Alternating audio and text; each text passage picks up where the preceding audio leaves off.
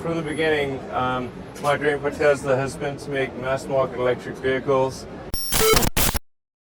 전기차 시장 부동의 1위 테슬라. 2003년 창립된 테슬라는 올해로 벌써 21년이나 되었는데요. 1903년에 창립된 미국의 포드, 1967년에 창립된 현대자동차에 비하면 아직 자동차 업계에서는 신생회사라고 볼 수 있습니다.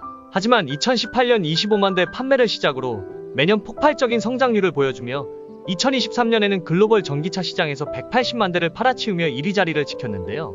테슬라의 모델 Y는 글로벌 판매량 121만 대를 기록하며 2022년 글로벌 판매량 1위를 달성했던 도요타 코롤라를 꺾고 2023년에는 세계에서 가장 많이 팔린 차로 이름을 올리기도 했습니다. 폭발적인 성장력을 보여준 테슬라이지만 처음부터 엄청난 성과를 이루어내지는 못했습니다. 초기 설립된 대부분의 회사들이 시장 진출에 어려움을 겪듯이 테슬라도 마찬가지였는데요. 오히려 테슬라는 그 어떤 회사보다 초기 위험성이 컸습니다. 그 이유는 전기차 시장의 대중성 때문이었습니다. 테슬라가 설립된 2003년 당시 전기차는 특색 없는 박스형 전기차가 대부분이었기 때문에 사람들에게 그다지 주목받지 못하고 있는 상태였습니다.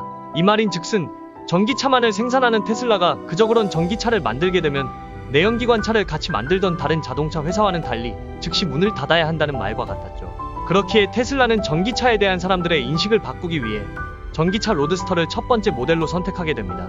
로드스터란 2시트 이하의 경량 컨버터블, 즉 외제차에서 많이 볼 수 있는 2인승 오픈카인데요. 테슬라는 많은 시행착오 끝에 전기차 로드스터 시제품을 만들어냈고 이를 통해 다임러 크라이슬러의 5천만 달러 투자를 이끌어낼 수 있었습니다. 그리고 때맞춰 시행된 정부 대출 프로그램에 힘입어 다음 단계로 나아가기 시작했습니다. 바로 프리미엄 고가 시장에 진입한 후 새로운 후속 모델을 출시할 때마다 단가를 낮춰 판매량을 늘리는 것이었죠. 그들은 2012년 모델 S, 2015년 모델 X, 2017년 모델 3를 선보이며 단가를 낮춤과 동시에 판매량을 끌어올리는 계획은 성공했지만 이에 반해 적자의 규모는 점점 더 커져만 갔습니다. 2003년 테슬라의 창립 이래 2017년까지 46억 달러의 적자를 기록한 것을 보면 그 당시 테슬라의 상황은 최악을 향해 치닫고 있었음을 알 수 있죠. 테슬라의 CEO 일론 머스크는 회사의 각종 현금 흐름과 간접비 등 여러 비용을 계산한 끝에 그들이 출시한 모델 3를 매주 5,000대씩 생산해야 된다는 결론에 이르게 됩니다. 주당 5,000대씩 생산을 할 수 있다면 테슬라는 살아남을 것이지만 그렇지 않다면 망하게 되는 것이었죠. 2017년 당시 테슬라의 첫 번째 공장인 프리몬트 공장은 모델 3를 주당 2,000대 정도 생산하고 있었으니 생산량을 2배 넘게 끌어올려야 하는 상황이었죠. 하지만 회사의 운명이 걸린 일이었기에 일론 머스크는 직접 공장을 돌며 그가 갖고 있는 생산 알고리즘을 공장에 적용하기 시작했습니다. 머스크의 첫 번째 생산 알고리즘, 모든 요구사항에 의문을 제기하라. 머스크는 조립 과정에서 의문이 드는 사항을 물었을 때 권장사항이나 법적 요구사항이라고 답을 하면 만든 사람의 이름을 물어볼 정도로 집요했는데요. 한 번은 차체에 조립되는 볼트의 규격 개수가 왜 6개인지 본사의 고위 임원을 공장으로 불러 따지기 시작했고 충돌 시 차체의 안정성 확보라는 그의 대답은 머스크의 화만 키웠습니다. 머스크는 충돌의 주된 하중과 볼트 사이에 연관성이 없다는 것을 설명하며 직접 모든 압력 지점을 설명했고 결국 볼트의 개수를 줄이도록 설계가 변경되기도 했습니다. 그는 똑똑한 사람들의 요구사항은 사람들이 의문을 제기할 가능성이 적기 때문에 설령 그것이 잘못된 것이라도 사람들이 알아차리기 힘들다는 생각을 갖고 있었고 그렇기에 오히려 요구사항에 대해 의문을 갖는 것은 그에겐 너무나 당연한 것이었죠. 심지어 그는 자신이 말하는 요구사항에도 항상 의문을 가지라고 했습니다.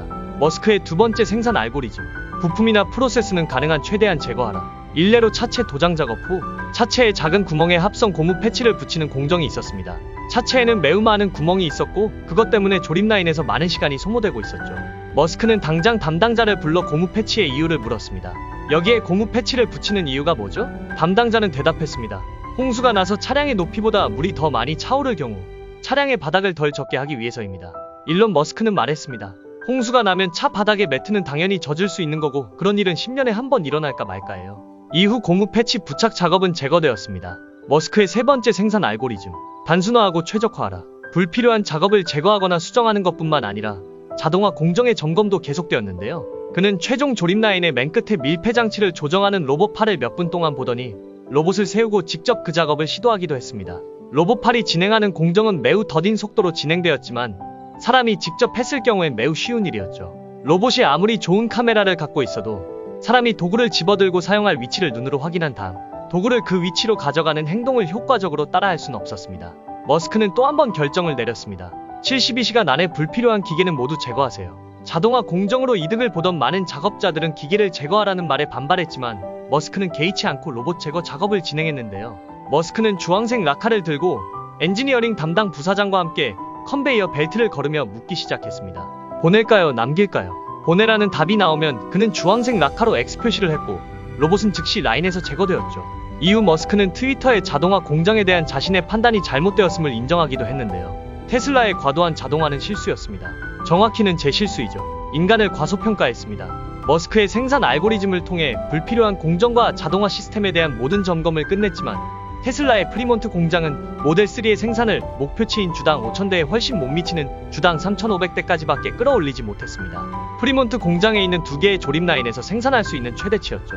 일반적인 사람이라면 여기서 포기했겠지만 일론 머스크는 그렇지 않았습니다. 그는 공장 뒤편에 오래된 주차장을 사용하기로 결정하는데요. 당시 프리몬트의 법규에는 임시 차량 수리 시설이라는 조항이 있었습니다. 차량의 타이어나 머플러 등 단순한 교환을 위해 텐트를 설치할 수 있다는 조항이었죠. 하지만 그 조항의 천막의 최대 크기는 정해져 있지 않았고 일론 머스크는 말했습니다. 그런 허가를 받고 거대한 텐트를 짓기 시작하면 되는 거예요. 나중에 벌금을 내게 되면 뭐 어쩔 수 없죠. 그 후 프리몬트 공장의 주차장에는 2주 만에 길이 300m, 폭 50m에 달하는 천막시설, 즉 임시조립 라인이 완공되었죠. 일론 머스크가 생산성 향상을 위해 직접 프리몬트 공장으로 뛰어든 날짜는 2018년 4월, 그리고 약 3개월 후인 2018년 7월 1일 새벽 1시, 마침내 그 주에 5,000번째 모델3가 출고되었습니다. 기존의 인습적인 사고로 임무 수행이 불가능하다면 비인습적인 사고를 동원해야죠. 일론 머스크의 생산 알고리즘. 첫 번째, 모든 요구사항에 의문을 제기하라. 두 번째, 부품이나 프로세스는 가능한 최대한 제거하라. 세 번째, 단순화하고 최적화하라. 앞선 일화에서 본 생산 알고리즘 외에도 일반 사람들은 생각하지 못할 기상천외한 방법으로 테슬라를 살려낸 일론 머스크. 목표를 이루기 위해 수단과 방법을 가리지 않는 일론 머스크는 과연 그의 새로운 목표인 화성 이주 프로젝트도 성공시킬 수 있을까요?